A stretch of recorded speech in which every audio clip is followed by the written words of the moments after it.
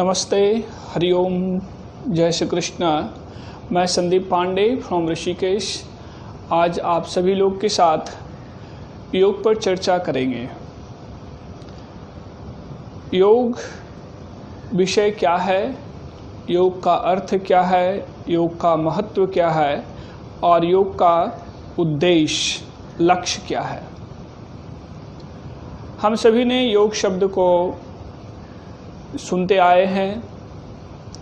योग शब्द प्राचीनतम शब्द है जो संस्कृत शब्दकोश में, वेदों में, उपनिषदों में बार बार इस शब्द का उपयोग किया गया है। हमारे ऋषि महर्षि, योगी जन, सभी लोगों ने इसका अभ्यास भी किए हैं। योग का अर्थ हम सबको पहले मालूम होना चाहिए, हम सब जाने बिफोर यू प्रैक्टिस। उस अभ्यास से पहले हमें यह ज्ञान होना चाहिए इसका अर्थ क्या है, हम क्यों करें, इसका उद्देश्य क्या है, करने का गोल क्या है। योग शब्द केवल आसन अभ्यास नहीं है। योग अभ्यास एक भाग है जिसके माध्यम से हम अपने शरीर, मन और श्वास को तैयार करते हैं। योग एक प्रक्रिया है जिसके द्वारा आप अपने आंतरिक ऊर्जा शक्ति को जागृत करते हैं। योग एक प्रोसेस है, टेक्निक है।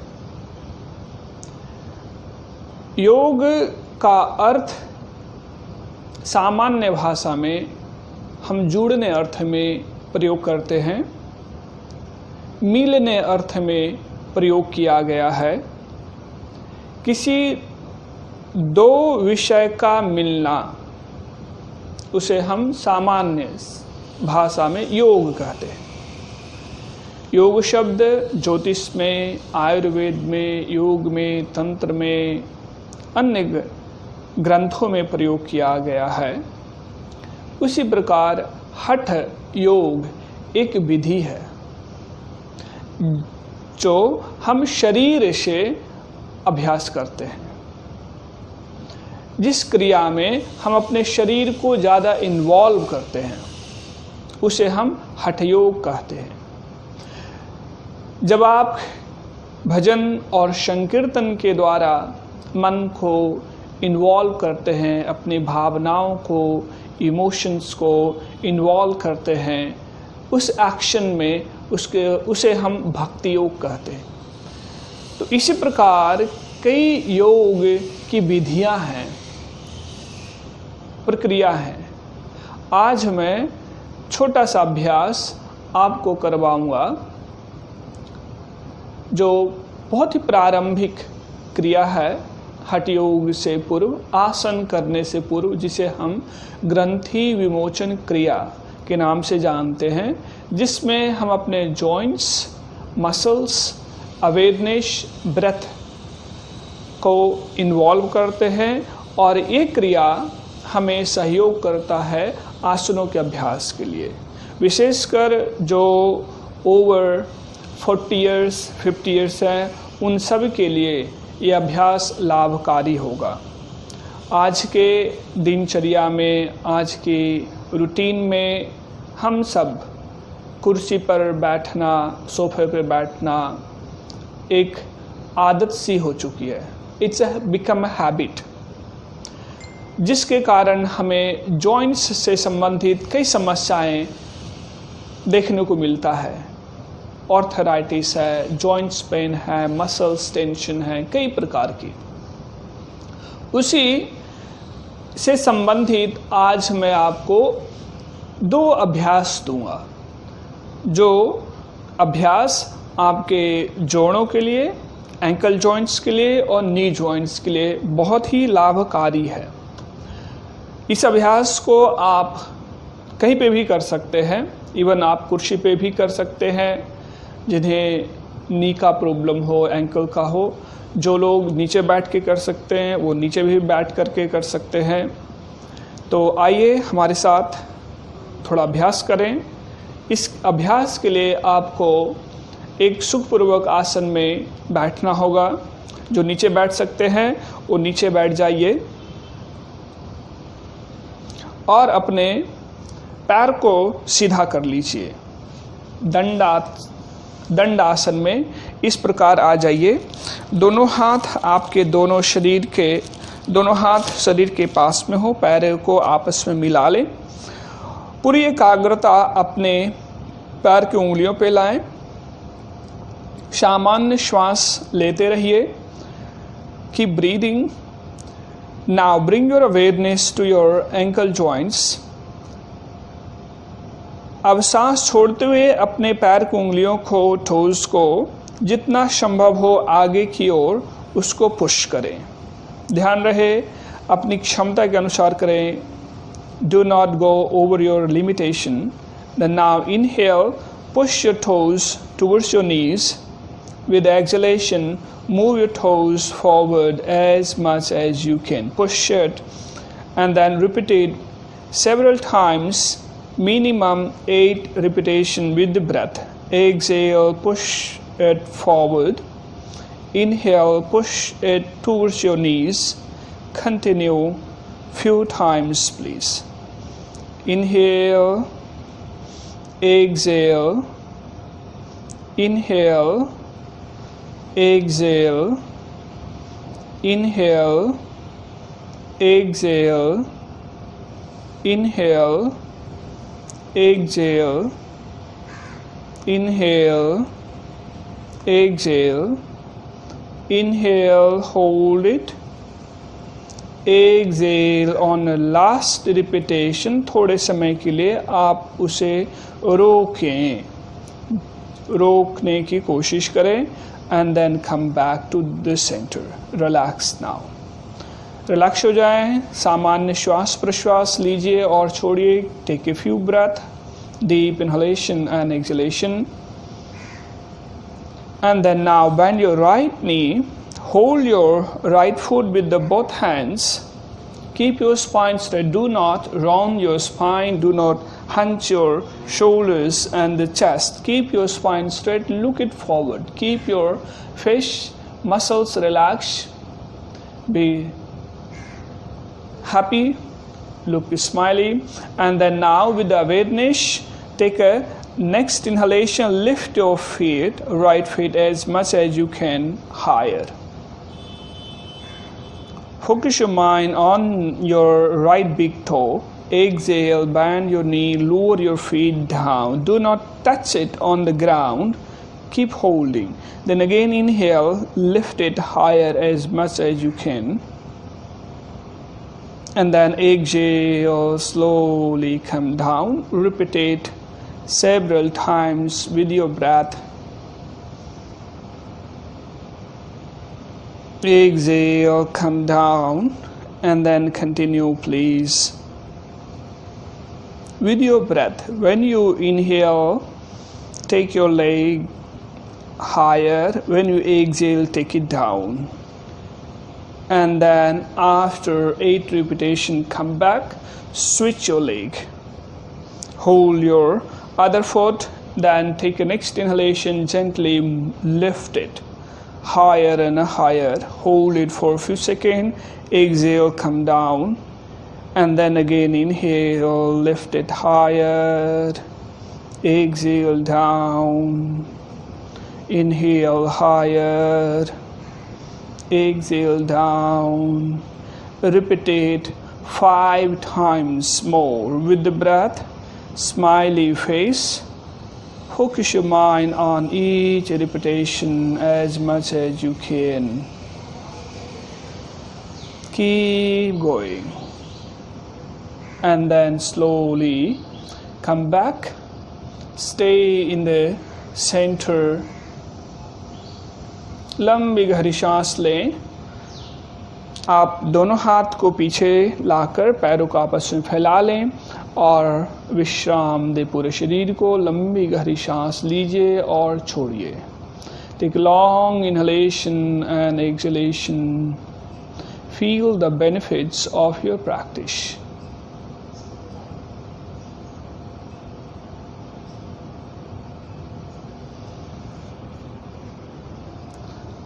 आज का अभ्यास इतना ही। नमस्ते।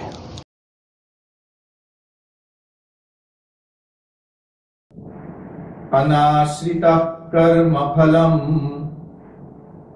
कार्यं कर्म करोति यः स संन्यासी च योगी च न निरग्निर्न चक्रियः। भगवान श्री कृष्ण बोले, हे अर्जुन, केवल अग्नि को त्यागने वाला ही योगी अथवा सन्यासी नहीं है, अपितु जो पुरुष कर्म के फल को न चाहता हुआ करने योग्य कर्म में प्रवृत्त होता है, वह योग्य अर्थ में सच्चा योगी और सन्यासी है।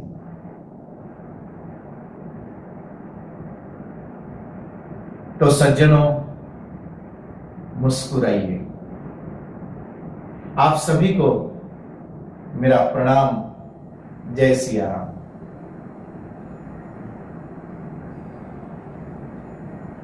आत्मसंयम योग श्रीमद् भगवद गीता 6ठा अध्याय।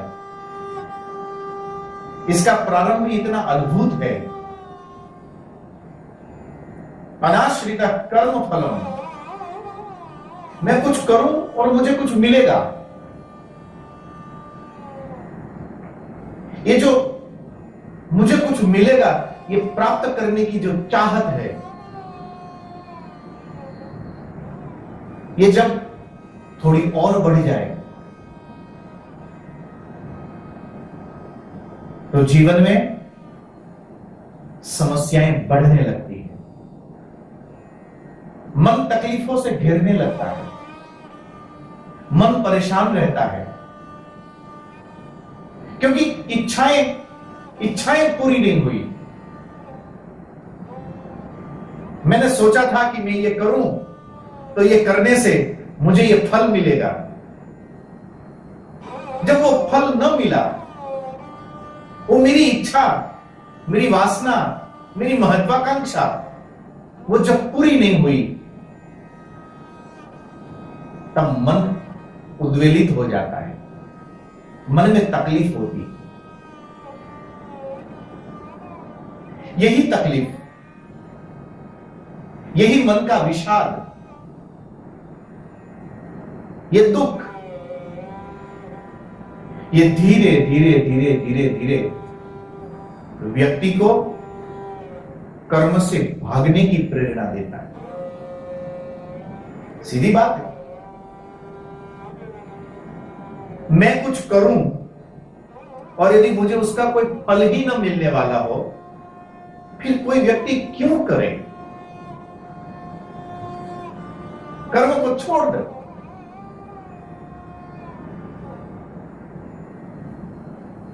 आपका मन बड़ा चतुर है।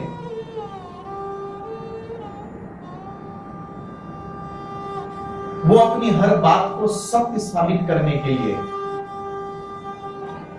बहुत सारे उपाय ढूंढ लेता है। उन उपायों में से एक उपाय है कि इसी भागने की प्रवृत्ति को वैराग्य का नाम दे दिया जाए, संन्यास का नाम दे दिया जाए, एक योगी होने का ढोंग रचा जाए। सज्जनों, ऊपर ऊपर से लादे गए इस ढोंग से कभी भी शाश्वत शांति नहीं मिलती। उस शाश्वत शांति को उपलब्ध होने के लिए अत्यंत अनिवार्य है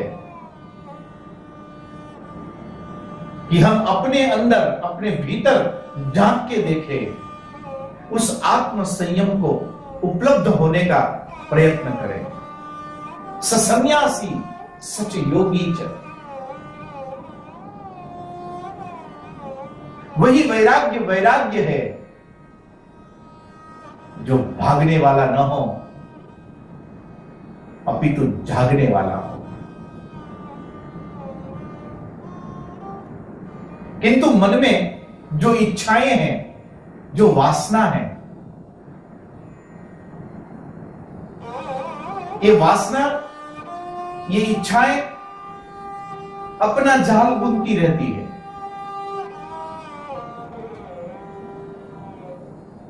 और आपका मन उन वासनाओं को, उन इच्छाओं को पूरा करने के लिए भागता रहता है। जो शाश्वत है,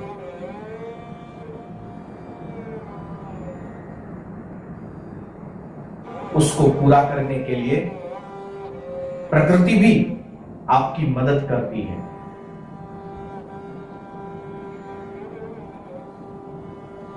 एक सज्जन को भगवान ने वरदान दिया, बोले तुम मांग, क्या चाहिए? उस सज्जन ने कहा कि बोले प्रभु, ये एकाध वरदान से मेरा कुछ नहीं होगा। यदि वास्तव में आप देना ही चाहते हो तो मुझे 3 वरदान चाहिए। भगवान बड़े प्रसन्न थे, बोले तुझे 3 वरदान चाहिए, मैं तुझे 3 वरदान देता हूं। बोल क्या चाहिए? बोले नहीं, मैं ऐसे अकेले निर्णय नहीं कर सकता हूं, थोड़ा आप मेरे साथ चलो घर, मैं मेरी पत्नी को पूछ लूं। समझदार पति को चाहिए कि वो ऐसा ही करे, पत्नी को पूछ लूं। पत्नी को घर जाकर पूछा कि बता तुझे क्या जरूरत है, तुझे क्या चाहिए, तू आज जो बोले मैं तुझे लाके दे सकता हूं।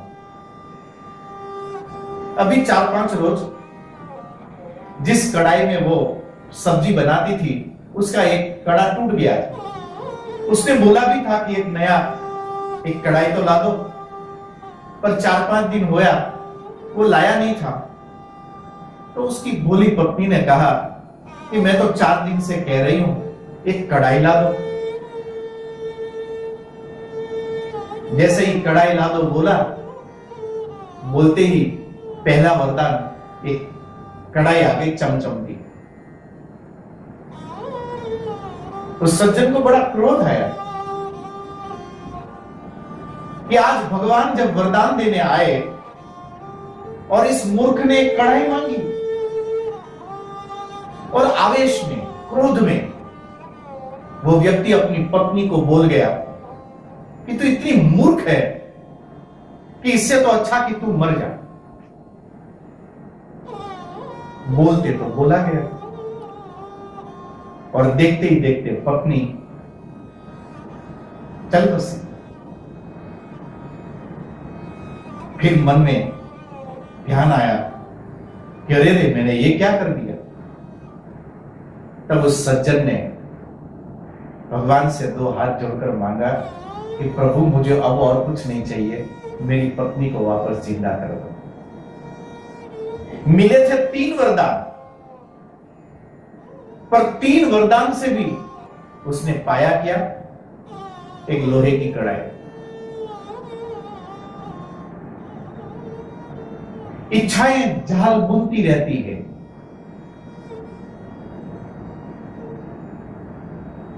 मन उन वासनाओं से ग्रसित होकर उसको उपलब्ध करने के लिए भागता रहता है, दौड़ता रहता है। इसलिए तो कहा कि मनः एव मनुष्याणाम कारणम बंध मोक्षयोः बद्धस्तु विषयासक्तः मुक्तम निर्विषयम मनः। मन के भीतर जब वासना उठे, मन के भीतर जब कामनाएं उठे, मन के भीतर जब इच्छाएं दौड़ने लगे, बद्धस्तु विषयासक्तः, तब मन बंधन को प्राप्त करता है, मन ग्रसित होता है। मुक्तम निर्विषयम मनः, व्यक्ति मुक्ति को तभी उपलब्ध हो सकता है जब उसका मन कामनाओं से रहित हो जाए, इच्छाओं से शून्य हो जाए, वासनाओं से रहित हो जाए। ये वासना रहित मन, ये कामना रहित मन, ये इच्छाओं से रहित मन आपको मुक्ति का अनुभव देता है।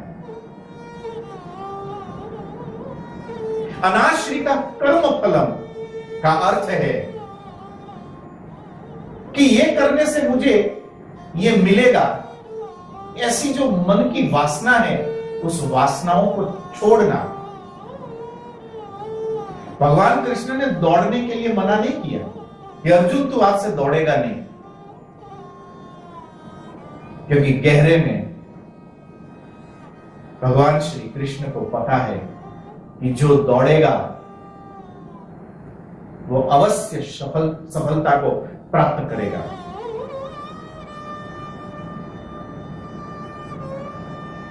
उचित रूप से दौड़ना आत्मसंयम है। कर्म करते वक्त वासना रहित, इच्छाओं से शून्य मन को धारण करना, यह आत्मसंयम है। एक व्यक्ति एक नाव लेकर समंदर में निकले, यदि वो सैर करने निकला है तो समंदर की वो लहरें, वो तरंगे उस पर झिलमिलाती हुई सूर्य की रोशनी उसको बड़ा आनंद देती है। उस आनंद से वो तरोताजा हो जाता है। उसके ठीक बाद एक दूसरा व्यक्ति भी नाव लेकर निकला है। उसके मन में एक वासना है कि जल्द से जल्द मैं सामने किनारे पर पहुंच जाऊं। ये सामने किनारे पर पहुंचने की जो मन में वासना बांधते ही अब उसको केवल वो किनारा नजर आता है जो अभी आया नहीं है, अभी मिला नहीं है, मिल सकता है यदि वो ठीक से नाव चलाए। यदि नाव को ठीक से चलाया जाएगा तो निश्चित किनारा तो मिलना ही है। उस किनारे की चाहत में, उस अवांछित इच्छा में जो वर्तमान दिया है, उन लहरों के साथ उछलते हुए जाना, उन तरंगों के ऊपर झिलमिलाती सूरज की रोशनी को देखते हुए उसका आनंद लेना, वो आनंद उसके चारों ओर होते हुए भी वो व्यक्ति उस आनंद को उपलब्ध नहीं होता है। अनाश्रित कर्म फलम, मन के अंदर इच्छाओं को शून्य करके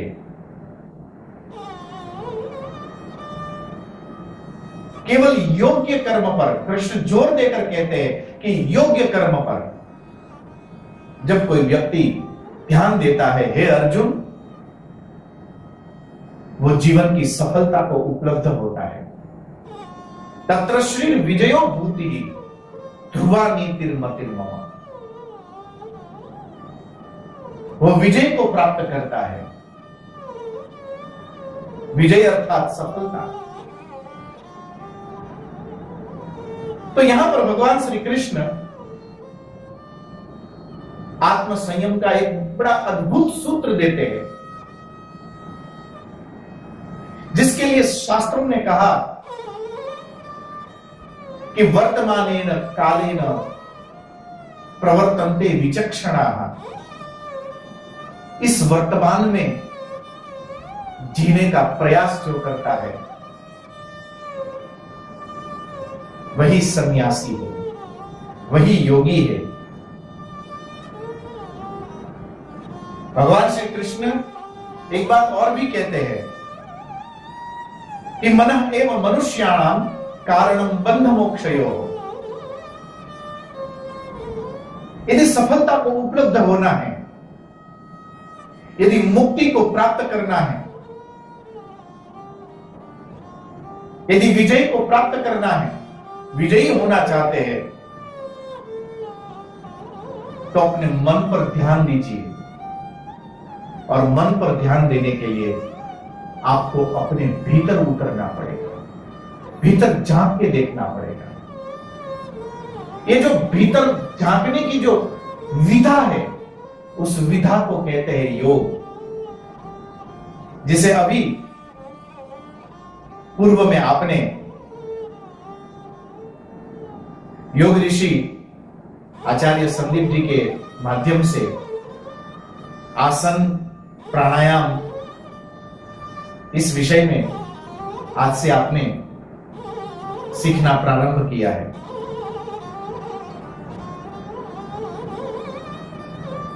ये चातुर्मास आपके लिए इसलिए भी अद्वितीय रहेगा कि आपको एक आसन और आत्म संयम के विषय पर ये चिंतन आपके साथ हो सकेगा।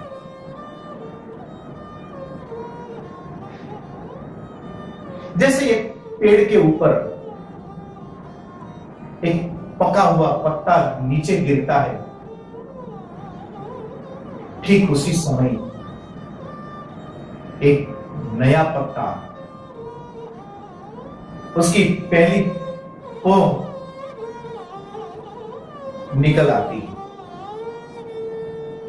यदि बोटेनिकल साइंस के नजर से देखें तो सच्चाई यह है कि जहां से पत्ता पक के गिरता है, उसी की जड़ से नई पोंख फूटती है, नई कौपल फूटती है। यानी कि अभी हमारी एक इच्छा गिरी भी नहीं है,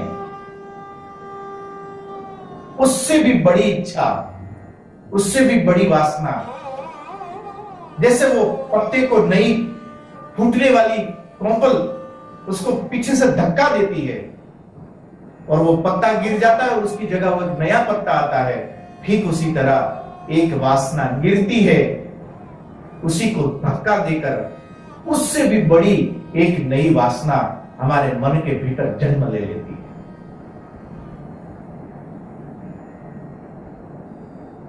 भगवान श्री कृष्ण कहते हैं कि जिस व्यक्ति ने अपनी इच्छाओं पर काबू पा लिया, अपनी वासनाओं पर जिसने काबू पा लिया, उस व्यक्ति के पास, उस व्यक्ति के भीतर आत्म संयम जागृत होना प्रारंभ करेगा। इसी आत्म संयम के लिए लोग कहते हैं कि हम तो बहुत अच्छा काम करते हैं, पर मेरे साथ ये हो गया, मेरे साथ वो हो गया। सज्जनों, हाथ पैर वो किसी कर्म को करते नहीं, मन के द्वारा हाथ से जो करवाया जाता है, हाथ केवल वही करता है। हाथ को कोई लेना देना नहीं है कि आप उससे क्या करवाते हो। आपके मन के भीतर उस कर्म करते वक्त आपका हाथ कर्म कर रहा है, उस कर्म करते वक्त आपके मन के अंदर जो इच्छाएं हैं, जो वासना है, तदनुसार उसका फल निर्धारित होगा और इसी आधार पर अवश्यमेव भोक्तव्यम कृतं कर्म शुभाशुभम। मन के अंदर जो चल रहा है तदनुसार कर्म के फल का निर्धारण होता है।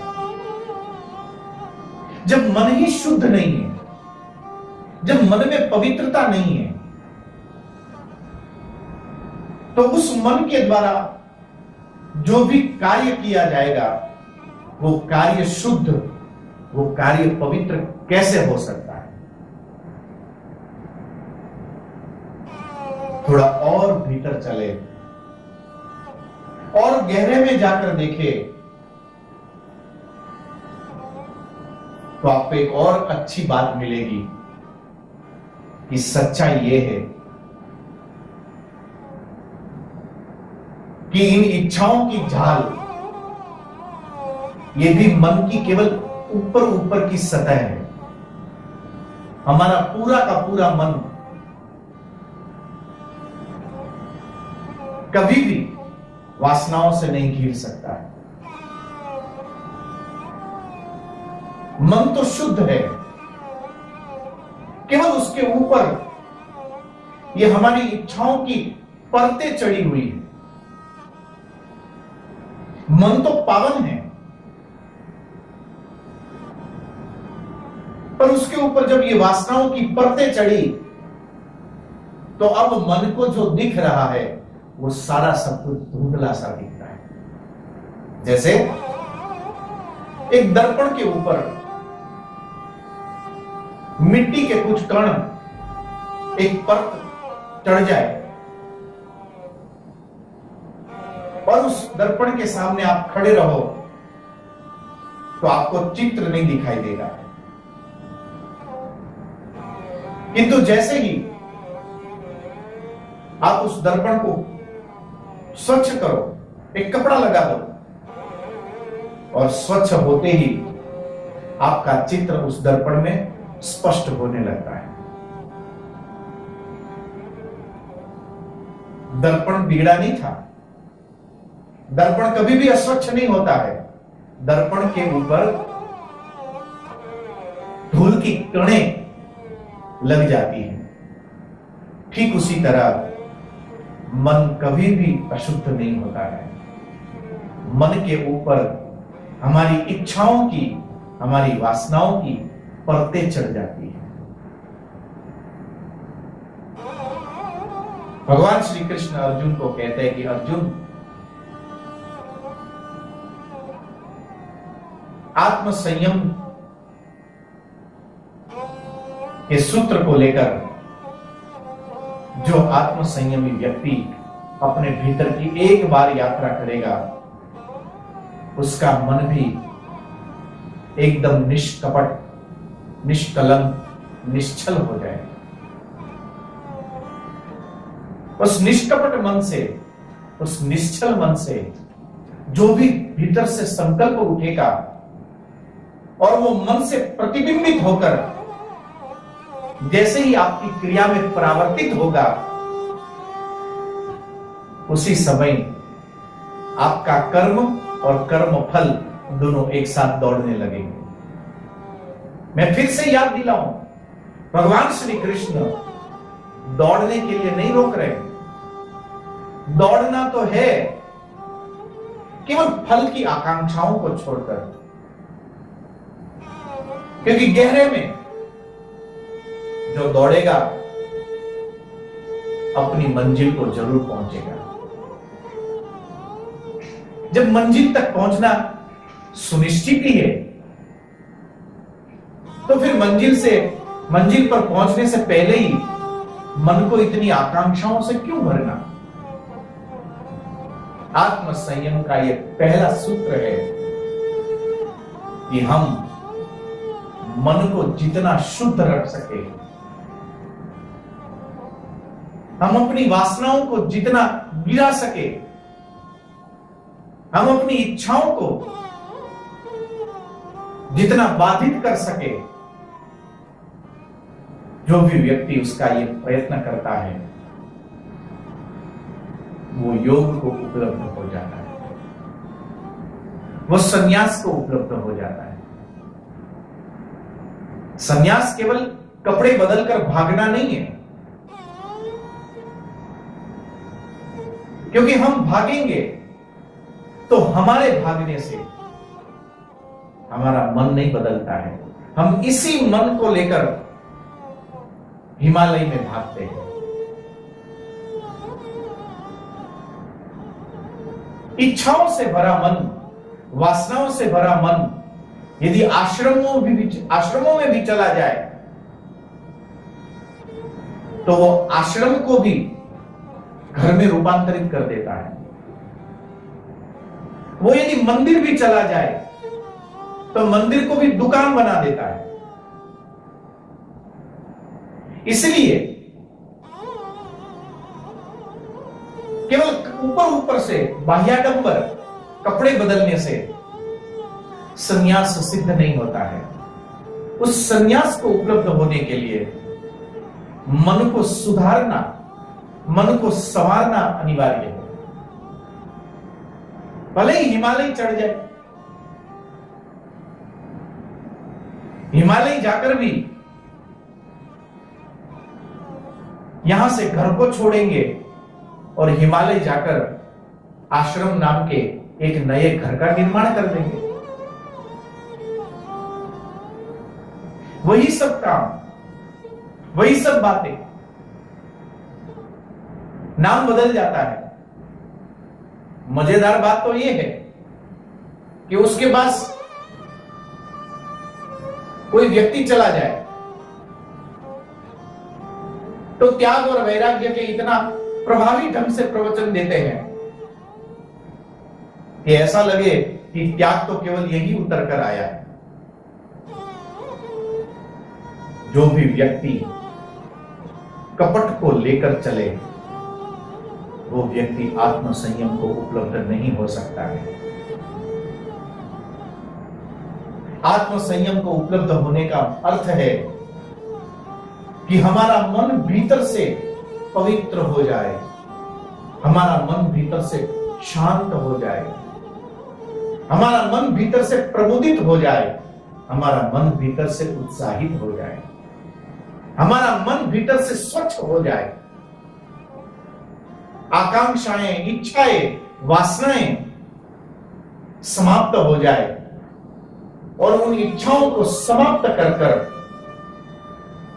जब इसी मन के द्वारा कोई कर्म किया जाएगा तो वो कर्म सफलता का शिखर प्राप्त करेगा। और ये सफलता का शिखर केवल आत्म संयमी व्यक्ति ही उपलब्ध हो सकता है। तो सज्जनों, आत्म संयम के लिए आइए बहुत गहराई में शांत चित्त होकर, दत्त चित्त होकर भीतर झांकने का प्रयत्न करते रहें। पुनः मिलेंगे। आप सभी को मेरा प्रणाम। जय सिया राम। मुस्कुराते रहना।